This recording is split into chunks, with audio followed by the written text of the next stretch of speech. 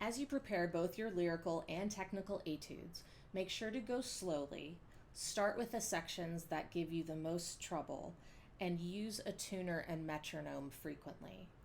It helps to record yourself playing certain measures of this or an entire run through pretty early on in the process, so you make sure that you aren't practicing any mistakes. As you get better with these, perform them for friends and family frequently so that you get used to being nervous and playing these under pressure. For the lyrical etude, a huge concern with this is just making sure that you have a steady tone. So do a lot of long tones with a tuner, check on these intervals to make sure that you're placing the notes correctly, and try not to worry too much about getting your piano super soft. Some issues at the end of this are the counting, obviously, in measures 14 and 15. So I would make sure that you can count this out loud with a metronome, and also try to practice this with the metronome on eighth notes.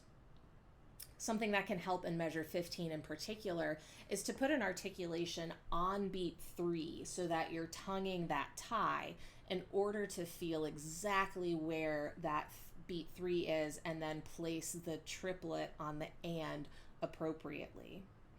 I highly recommend using the resonance key or the E flat key with your left hand top pinky for all of the G naturals, top space G naturals in this, to make sure that your pitch stays low. I put some suggested breath marks in here, but you don't need to necessarily breathe at those places. They're just, good ideas if you need it. But really try to make this as musical and beautiful as possible.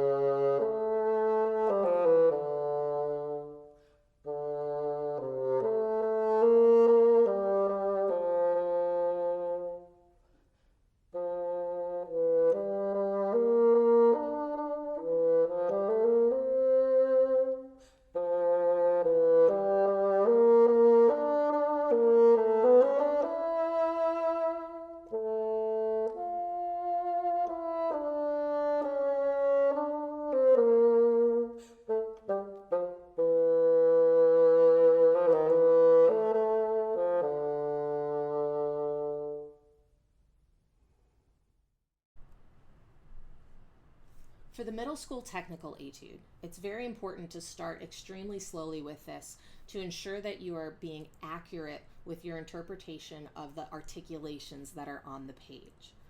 These change a lot based on whether they're slurs of groups of 2, groups of 3, groups of 4, and so want to make sure that you create good habits from the beginning.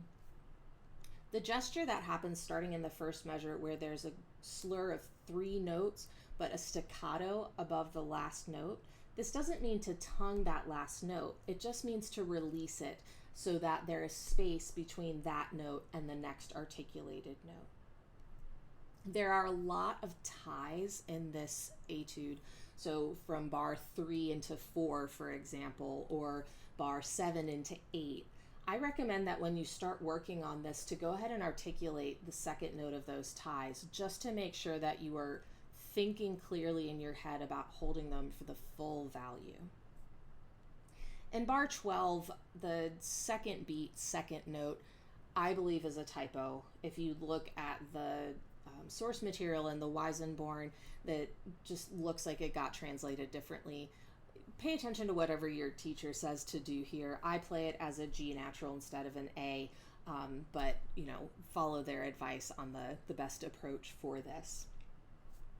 The accents that happen in bar 17 and in bar 23 and bar 26, I look at those just as having a little bit more length.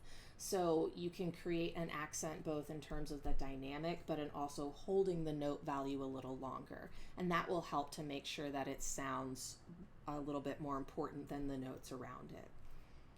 really try for a nice contrast between a light staccato in this and then these beautiful long scalar slurs. I think just making this sound fun as much as possible is really helpful to getting the spirit of it across.